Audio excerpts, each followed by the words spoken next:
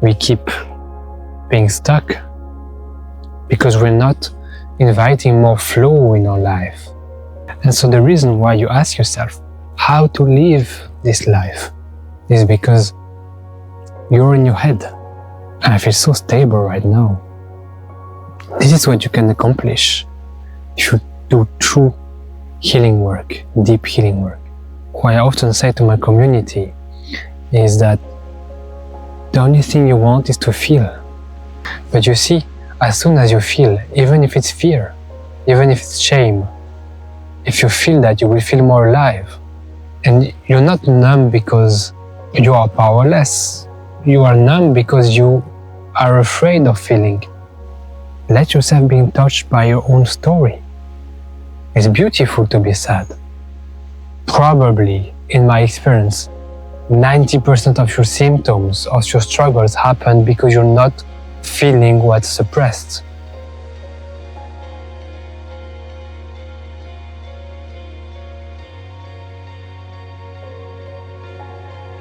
Hello, this is a reminder to be alive and to live. If you're watching this channel, most likely you have trauma and you're struggling to live, as if it was something difficult to live. It's not difficult to live. What's difficult is to shoot yourself in the foot and to prevent yourself from living. This is what's difficult. But living is not difficult. It's everywhere. There's aliveness everywhere. The trees are alive, the clouds.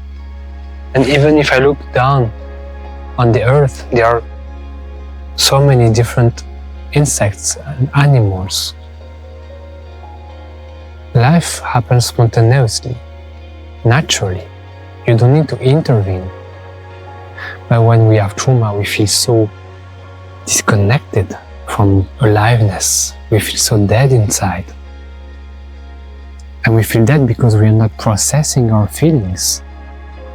We keep being stuck because we're not inviting more flow in our life. We're just blocking the energy of life. And truly, when I help people through one-on-one, really the only thing we're doing is to open the gate for life to flow. And when we do that, we naturally heal.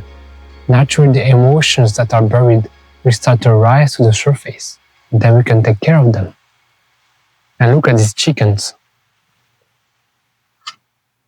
They are living. You see? They are full of aliveness, moving their head, moving their body, making noise. And they're not asking themselves how to live. They're just living. And so the reason why you ask yourself how to live this life is because you're in your head. You're not in your body and you're not in your heart. And so because of that, you remain stuck in your head and you try to think your way through life when it has never been about this. You cannot think your way. You can only feel your way. You can only invite life to flow through you. And look, everything is so alive. The wind, the birds. It's so vibrant. But you cannot grasp this vibrance. You cannot grasp this aliveness if you are in your head, because you will filter reality through all your beliefs, through all your concepts. It's so beautiful. And I feel so stable right now.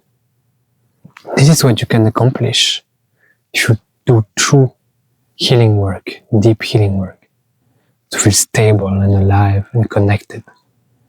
And that's what all survivors want. You know, what I often say to my community is that the only thing you want is to feel. Is to feel. You want to feel life. But you're just scared of feeling. Because you have learned that feeling is dangerous. But you see, as soon as you feel, even if it's fear, even if it's shame, if you feel that, you will feel more alive. So the emotion is not the problem. The problem is the resistance to life. Life is truly working in your favor, but you can't see it. You're trying to analyze too much, and you feel too little. You're numb. And you're not numb because you are powerless. You are numb because you are afraid of feeling. And it's a defense mechanism to prevent you from feeling.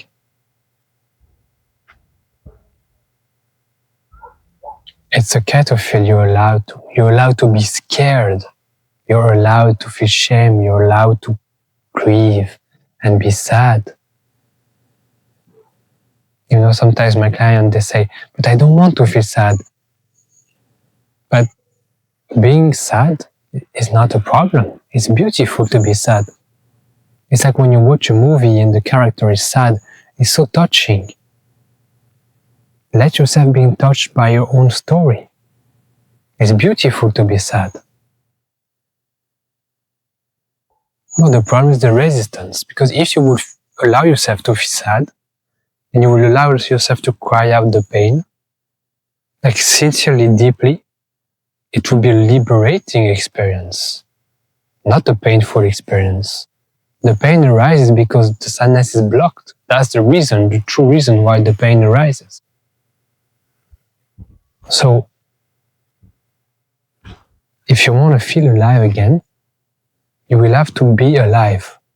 And being alive means flowing, feeling, being in the body, embodying yourself, and incarnating your authenticity. And when you open truly the gates of feeling, I assure you that your life is going to be so much better.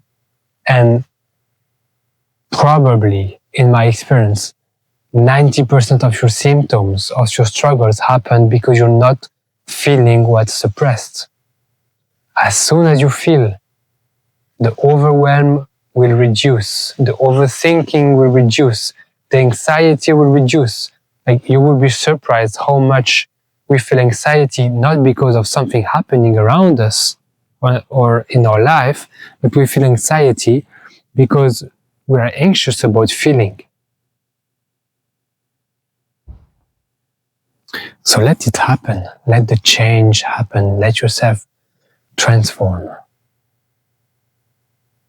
And remember that you're always alive. Your heart is always beating.